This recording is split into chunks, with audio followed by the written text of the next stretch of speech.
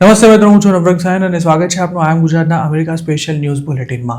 શુક્રવાર માર્ચ 6ના બુલેટિનમાં જોઈશું અમેરિકામાં કયા સિરિયસ ક્રાઇમમાં અરેસ્ટ થયેલા એક ગુજરાતી મહિલા પર કોર્ટે $1 મિલિયન બોન્ડ મૂક્યો છે, તેમજ ટેક્સાસમાં $1.20 લાખ કેશ અને ગોલ્ડ સાથે પકડાયેલા 24 વર્ષના એક ગુજરાતી યુવકના સમાચાર, અને સાથે જ જાણીશું ટ્રમ્પે DHSના સેક્રેટરીને રાતોરાત ઘર ભેગા કરી દીધા, હવે માસ ડિપોર્ટેશનનું શું થશે, અને છેલ્લે વાત ઈરાન વોર વધુ ખતરનાક બની રહ્યું છે તેવામાં ઇન્ડિયામાં તેના કારણે સર્જાનારી સંભવિત એનર્જી ક્રાઇસિસ કેમ હાલ પૂરતી ટળી ગઈ છે તેની વાત આજના આ બુલેટિનમાં.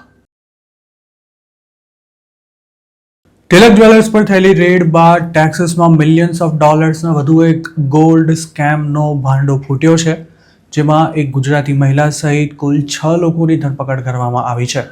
ફ્રેન્ડ્સવુડ પોલીસના જણાવ્યા અનુસાર અરેસ્ટ કરાયેલા 6 આરોપીઓ ટેક્સાસમાં રહેતા સિરિયન સિટીઝન્સ પાસેથી $2.8 મિલિયન ગોલ્ડ પડાવ્યું હોવાની આશંકા છે.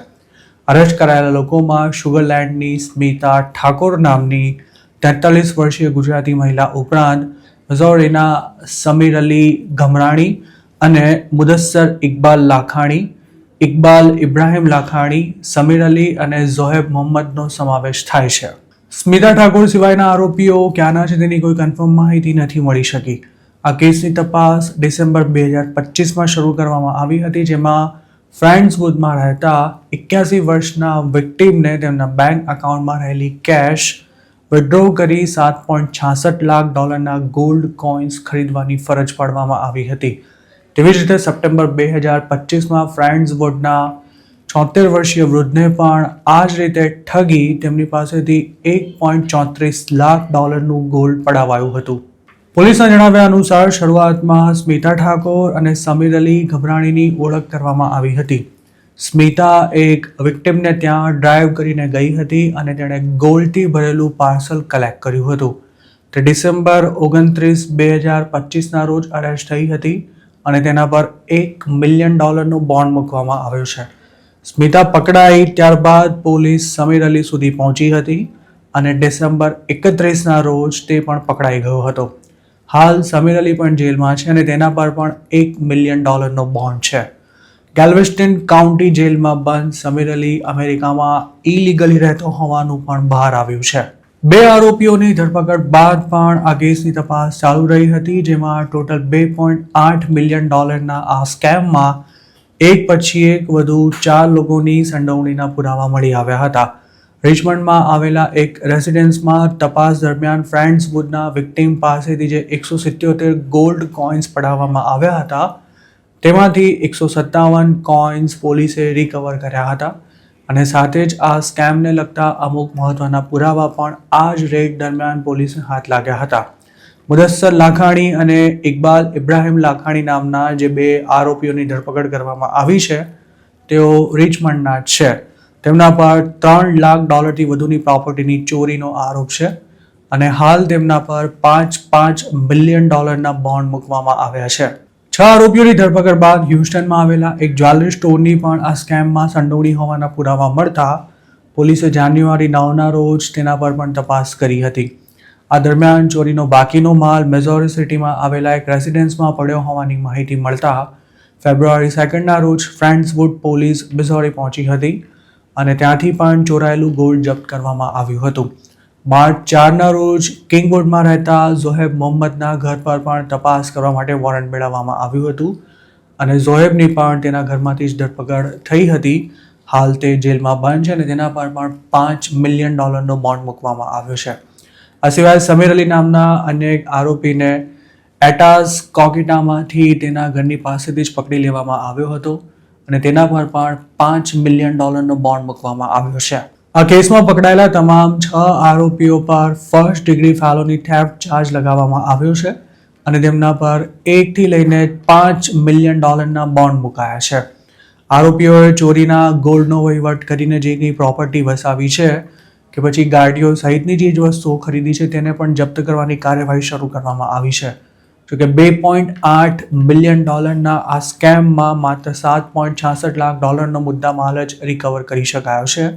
પણ પોલીસનું કહેવું છે કે તપાસ હજુ પૂરી નથી થઈ અને આગામી દિવસોમાં વધુ લોકોની ધરપકડ થઈ શકે છે તેમજ સ્કેમનો આંકડો પણ વધી શકે છે. અમેરિકામાં રહેતા 24 વર્ષના એક ગુજરાતીની $1.20 લાખ કેશ અને ગોલ્ડ સાથે ધરપકડ કરવામાં આવી છે. ટેક્સાસની સ્મિથ કાઉન્ટીમાં બનેલી આ ઘટનામાં મંગળવારના રોજ અનુજ આશીષભાઈ મોદી નામના આ યુવકની કાર અટકાવી તેની તપાસ કરવામાં આવી હતી. કારમાંથી મોટી માત્રામાં કેશ અને ગોલ્ડ મળતા પોલીસે અનુજની પૂછપરછ કરી હતી અને તેમાં આ યુવક પાર્સલ કાંડમાં સામેલ હોવાનું બહાર આવ્યું હતું. ટેક્સાસ ડિપાર્ટમેન્ટ ઓફ પબ્લિક સેફ્ટીના જણાવ્યા અનુસાર આરોપી લોંગ વ્યૂમાં રહેતી એક મહિલા વિક્ટીમ પાસેથી આ માલ કલેક્ટ કરીને નીકળ્યો હતો. આ અંગે લોકલ મીડિયા રિપોર્ટ્સમાં અરેસ્ટ એફિડેવિટને કોટ કરતા એવું જણાવાયું છે કે આરોપી અનુજ આર્લિંગ્ટનમાં રહે છે અને તે ઇન્ટરસ્ટેટ 20 પર ડ્રાઈવ કરી રહ્યો હતો ત્યારે ટેક્સાસ ડિપાર્ટમેન્ટ ઓફ પબ્લિક સેફ્ટીએ તેને પુલ ઓવર કર્યો હતો. અનુજ એક સેમી ટ્રકની પાછળ ખૂબ જ ઓછું અંતર રાખીને પોતાની ગાડી ચલાવી રહ્યો હોવાથી તેને અટકાવાયો હતો પણ પોલીસે તેની કારમાંથી ગોલ્ડ અને કેશ જોતા જ મામલો ગડબડ હોવાની શંકા ગઈ હતી અને પછી તેની પૂછપરછ કરાઈ હતી. હાઈવે પેટ્રોલે અનુજને તે ક્યાંથી આવી રહ્યો છે તે પૂછ્યું ત્યારે તેણે એવો જવાબ આપ્યો હતો કે પોતે લોંગ વ્યૂમાં રહેતા અંકલના ઘરે ગયો હતો અને સવારથી જ ત્યાં હતો. જોકે તેની લાયસન્સ પ્લેટ ચેક કરવામાં આવી ત્યારે એવું બહાર આવ્યું હતું કે અનુજ સવારથી નહીં પણ બપોરે 3 વાગે લોંગ વ્યૂ પહોંચ્યો હતો. અરેસ્ટ એફિડેવિટમાં જણાવ્યા અનુસાર પોલીસને જોતા જ અનુજ ગભરાઈ ગયો હોવાથી તેને રોકનારા ઓફિસર્સને તેના વર્તન પર શંકા ગઈ હતી. પોલીસે તેને એવો સવાલ પણ પૂછ્યો હતો કે કારમાં નાર્કોટિક્સ કે પછી મોટી માત્રામાં કરન્સી છે કે કેમ. આ સવાલ સાંભળતા જ અનુજ વધારે ડરી ગયો હતો પણ પોલીસનું લફડું ઊભું ન થાય તે માટે તેણે પોતાની કારમાં આવું કશું જ ન હોવાનો દાવો કર્યો હતો. મામલો શંકાસ્પદ લાગતા પોલીસે અનુજની કારની તપાસ કરવા માટે તેની પરમિશન માંગી હતી પણ તે ખૂબ જ અચકાઈ રહ્યો હતો અને પોલીસે બીજી વાર તેને આ સવાલ કર્યો ત્યારે તેણે કારની ઝડપી લેવાની ના પાડી દીધી હતી. અનુજે કારનું સર્ચ કરવાની ના પાડતા પોલીસે ડોગ સ્ક્વોડ બોલાવી હતી અને ડોગે જ્યારે અનુજની કારમાં કંઈક શંકાસ્પદ વસ્તુ હોવાનું સિગ્નલ આપ્યું ત્યારે તેની કારને સર્ચ કરવામાં આવી હતી અને આ તપાસમાં પોલીસને એક બ્લેક કલરનું પાર્સલ મળી આવ્યું હતું જેમાં $1.20 લાખ કેશ અને ગોલ્ડ આઇટમ્સ હતી. આ પાર્સલ અનુજની કારની ફ્રન્ટ પેસેન્જર સીટની નીચે પડ્યું હતું. ગાડીમાંથી માલ મળતા જ પોલીસે અનુજને ડિટેઇન કર્યો હતો અને તેને ડિપાર્ટમેન્ટ ઓફ પબ્લિક સેફ્ટીની ટાયલર ઓફિસે વધુ પૂછપરછ કરવા માટે લઈ જવાયો હતો. પોલીસે સવાલો પૂછવાના શરૂ કર્યા ત્યારે જ વટાણા વેરી દેતા અનુજે કબૂલી લીધું હતું કે ગાડીમાંથી મળેલું પાર્સલ પોતે લોંગ વ્યૂમાં રહેતી એક વૃદ્ધા પાસેથી લઈ આવ્યો હતો. તેણે વિક્ટિમનું એડ્રેસ પણ પોલીસ સાથે શેર કર્યું હતું.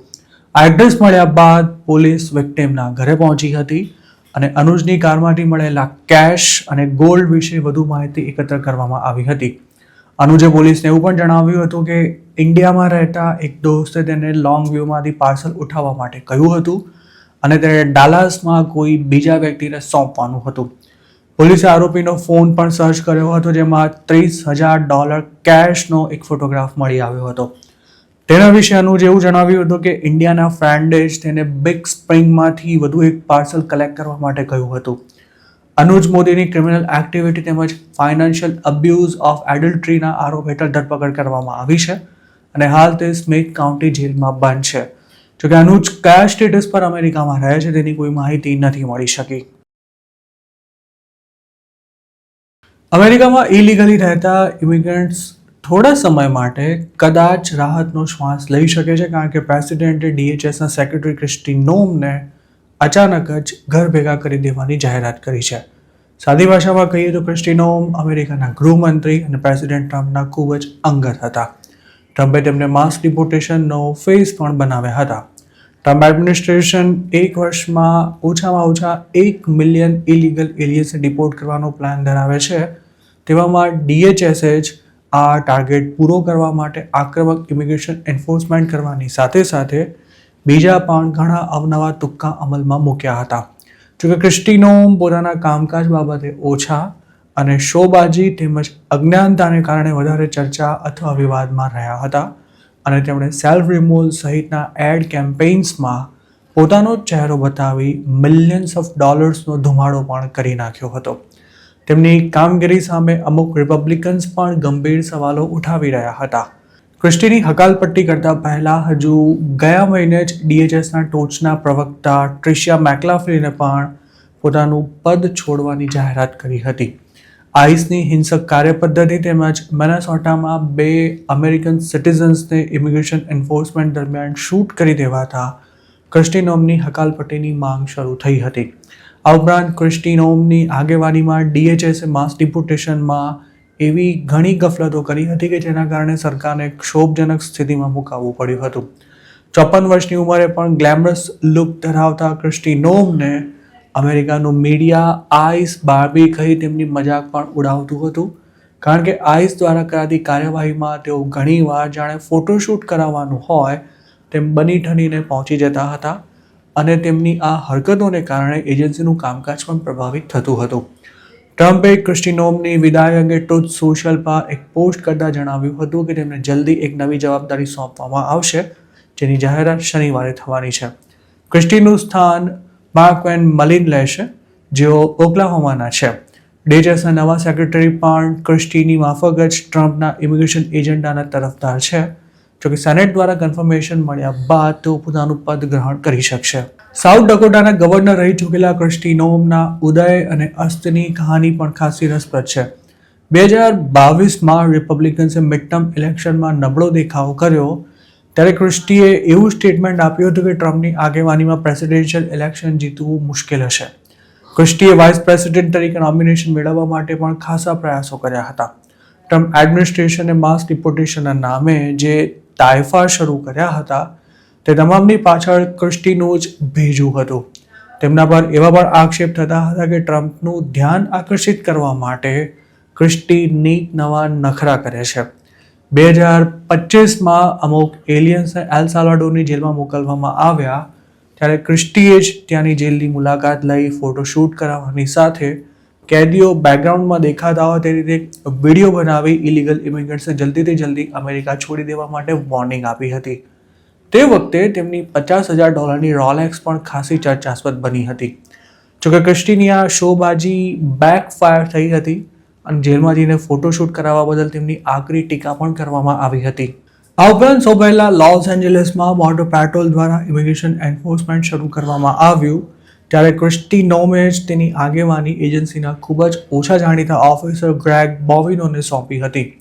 ત્યારબાદ ગણતરીના સમયમાં જ બોવિનોએ LAમાં હાહાકાર મચાવી દીધો હતો અને શહેરમાં હિંસક તોફાનો પણ થયા હતા.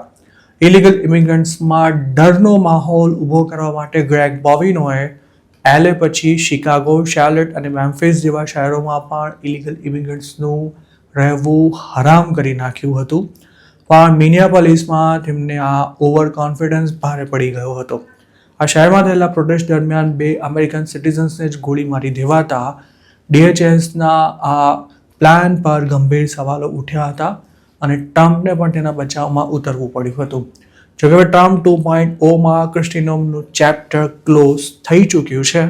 તેવામાં માસ ડિપોર્ટેશન પર પણ તેની વત્તા ઓછા અંશે અસર જોવા મળશે તેવી શક્યતા પણ નકારી શકાય તેમ નથી. ઈરાન વોરને કારણે હોર્મુઝની ખાડીમાંથી ઓઇલ ટેન્કર્સનું પસાર થવાનું મુશ્કેલ થઈ જતા ઇન્ડિયા સહિતના દેશોમાં આગામી દિવસોમાં ક્રૂડ ઓઇલની તંગી ઊભી થવાનું જે સંકટ પ્રવર્તી રહ્યું હતું તે કદાચ હાલ પૂરતું ટળી ગયું છે. આપણો દેશ પોતાની જરૂરિયાતનું મોટાભાગનું ક્રૂડ ઇમ્પોર્ટ કરે છે અને હાલના દિવસોમાં તેનો સૌથી વધુ સપ્લાય ગલ્ફ કન્ટ્રીઝમાંથી જ આવી રહ્યો છે. આપણી પાસે 30 દિવસ સુધી ચાલે તેટલો જ ક્રૂડનો સ્ટોક છે અને પેટ્રોલ ડીઝલનો સ્ટોક તેનાથી પણ ઓછો છે. એનર્જી ક્રાઇસિસના એંધાણ વધુ ઘેરા બનતા શુક્રવારે દુનિયાભરના સ્ટોક માર્કેટ્સમાં પણ ભારે કડાકો જોવા મળ્યો હતો. જો ઈરાન વોર લાંબુ ચાલે તો ઘર આંગણે પેટ્રોલ ડીઝલના ભાવ ભડકે પડે તેવી પણ શક્યતા છે. પરંતુ હાલ તુરંત આવું કંઈ નહીં થાય કારણ કે અમેરિકાએ ઇન્ડિયાને 1 મહિના માટે રશિયા પાસેથી ક્રૂડ ખરીદવાની છૂટ આપી દીધી છે. વોરને કારણે મિલિયન્સ ઓફ બેરલ્સ ક્રૂડ ઓઇલ અને નેચરલ ગેસનો સ્ટોક હોર્મુઝની ખાડીમાં અટવાઈ ગયો છે અને ઇન્ડિયાનો અડધ સપ્લાય આ જ રૂટ પરથી આવે છે. ઈરાને હોર્મુઝમાંથી પસાર થતા કોઈ પણ ઓઇલ ટેન્કરને ફૂંકી દેવાશે તેવી ધમકી આપતા ઇન્સ્યોરન્સ કંપનીઝે જહાજોને વીમો આપવાની શરતો આકરી બનાવી દીધી છે. તેવી જ રીતે ટ્રમ્પે યુએસ નેવી જહાજોને એસ્કોર્ટ કરશે તેવી ખાતરી આપ્યા બાદ પણ શિપિંગ કંપનીઝ કોઈ રિસ્ક લેવા તૈયાર નથી. અગાઉ અમેરિકાએ જ રશિયન ક્રૂડની ખરીદી બદલ ઇન્ડિયા પર આકરો ટેરિફ લગાવ્યો હતો અને 2026 શરૂ થયું તે પહેલાં જ અમેરિકાના પ્રેશરને કારણે ઇન્ડિયાએ રશિયા પાસેથી સસ્તું ક્રૂડ ખરીદવાનું બંધ કરવું પડ્યું હતું. અમેરિકાની એવી દલીલ હતી કે ઇન્ડિયા અને ચાઇના જેવા દેશોને સસ્તામાં ક્રૂડ વેચીને રશિયા જે આવક મેળવે છે તેનો ઉપયોગ યુક્રેન સામે વોર લડવા માટે કરવામાં આવી રહ્યો છે. રશિયા બજાર ભાવ કરતાં ઇન્ડિયાને સસ્તું ક્રૂડ આપતું હતું, પરંતુ ટ્રમ્પને નારાજ કરવાનું પોસાય તેમ ન હોવાથી તેની આયાત અટકાવી દેવાઈ હતી. જોકે ઈરાન વોરને કારણે ફરી રશિયન ક્રૂડનો સપ્લાય શરૂ થઈ શકે છે. યુદ્ધ શરૂ થયું ત્યારબાદ રશિયાએ પણ ઇન્ડિયાને મિલિયન્સ ઓફ બેરલ્સનો ક્રૂડનો સપ્લાય પૂરો પાડવાની તૈયારી બતાવી હતી અને અમેરિકાએ છૂટ આપી દેતા હવે તેના માટેનો રસ્તો સાફ થઈ ગયો છે. એક અંદાજ અનુસાર હાલ 145 મિલિયન બેરલ જેટલા રશિયન ક્રૂડ સાથેના ટેન્કર્સ અલગ અલગ લોકેશન્સ પર દરિયામાં તરી રહ્યા છે. રશિયા આ ટેન્કર્સને ઇન્ડિયા ડાયવર્ટ કરી શકે છે અને તેને ઇન્ડિયા પહોંચવામાં પણ ગણતરીના દિવસોનો જ સમય લાગે તેમ છે. ઇન્ડિયા પોતાની જરૂરિયાતનું 90% જેટલું ક્રૂડ બહારથી મંગાવે છે અને તેમાંથી 50% જેટલો સપ્લાય એટલે કે રોજનું લગભગ 2.5 મિલિયન બેરલ જેટલું ઓઇલ હોર્મુઝની ખાડીમાંથી આવે છે અને ઇરાક, સાઉદી, યુએઈ તેમજ કુવૈત તેના સૌથી મોટા સપ્લાયર્સ છે.